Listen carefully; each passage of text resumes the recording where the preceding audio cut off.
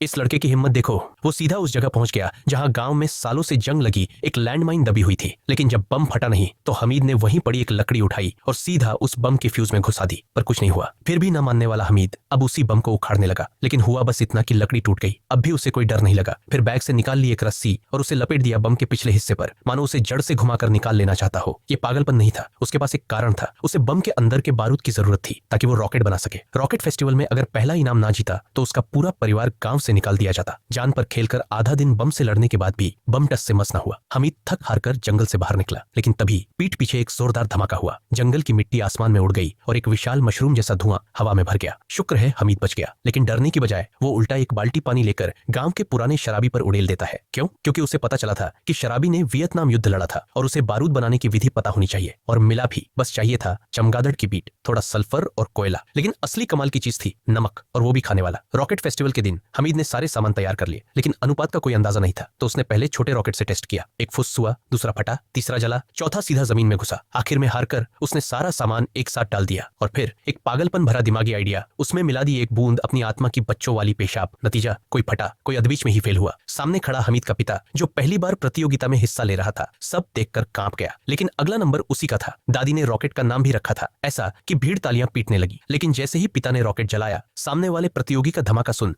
वो डर गया और रॉकेट उसके हाथ से छूट गया और वो सीधा गांव के एक घर की तरफ चला गया। दादी गुस्से से चिल्ला उठी, अब तो गांव छोड़ना ही पड़ेगा। गांव वाले भी मजाक उड़ाने लगे। लेकिन फिर आया फिनाले, सबसे ज्यादा उम्मीद वाला प्रतिभागी। उसका रॉकेट आसमान चीर गया, बादलों में समा गया। बारिश नहीं हुई, पर जीत तो उसी की मानी गई। पर तभी हमीद वापस आता है, सीधा स्टेज की तरफ बढ़ता है, बिना कुछ बोले अपने रॉकेट को लॉन्च करने के लिए चढ़ने लगता है। लेकिन लोग उसका मजाक उड़ाते हैं। इतना छोटा बच्चा, और होस्ट तो उसे भगा ही देता है। निराश हमीद अपने पिता के पास आता है, क्या आप मेरा रॉकेट छोड़ देंगे? लेकिन जो आदमी अभी सबके सामने बेइज्जत हुआ हो, उसका जवाब ना में होता है। तभी दादी भीड़ से निकलती है और चीख पड़ती है कुछ ऐसा जो गांव की हवा हिला देता है। हमीद की आंखों में अब आंसू है। वो फिर भी पूछता है, क्या कोई है जो मेरी मदद करेगा? लेकिन सब मुंह फेर लेते हैं, यहाँ तक कि उसका पिता भी। फिर हमीद दौड़ता है अकेला, पर उस अकेलेपन को देखकर पिता का दिल पिघल जाता है। आखिरकार वो रॉकेट को लॉन्च करने के लिए तैयार हो जाता है। स्टेज पर सब पीछे हटते हैं। अब ये छोटा लड़का कुछ न जाने क्या कर बैठे, और जैसा उन्होंने सोचा वैसा ही होता है। रॉकेट जलते ही लॉन्चिंग टावर में आग लग जाती है, लेकिन हमीद रुकता नहीं। वो दौड़ता है सीधा आग की तरफ, क्योंकि उसे नहीं पता उसका रॉकेट चलेगा भी या नहीं। पिता को गले लगाता है, माफी मांगता है और कहता है, छोड़ो ना प्लीज। और फिर जैसे ही धुआं उठता है, रॉकेट आसमान फाड़ता है। बच्चे के बनाए रॉकेट ने वो कर दिखाया जो कोई ना कर पाया। अब फैसले का वक्त था। बड़ों की मीटिंग हो रही थी, किसे दे पहला इनाम। और तभी बादलों के पीछे से फूटते हैं रंग बिरंगे पटाखे। भीड़ शौक में, और फिर चमत्कार, गांव में बारिश होने लगती है। लोग चीख उठते हैं, बारिश बारिश आ गई। सब दौड़ पड़ते हैं हमीद और उसके पिता की तरफ। और आखिरकार उस छोटे से लड़के हमीद को गांव ने अपनाया। और हाँ, क्या आप चाहते हो अगली कहानी आपके नाम से हो? तो वीडियो को लाइक करो, सब्सक्राइब दबाओ और कमेंट में अपना नाम जरूर छोड़ो।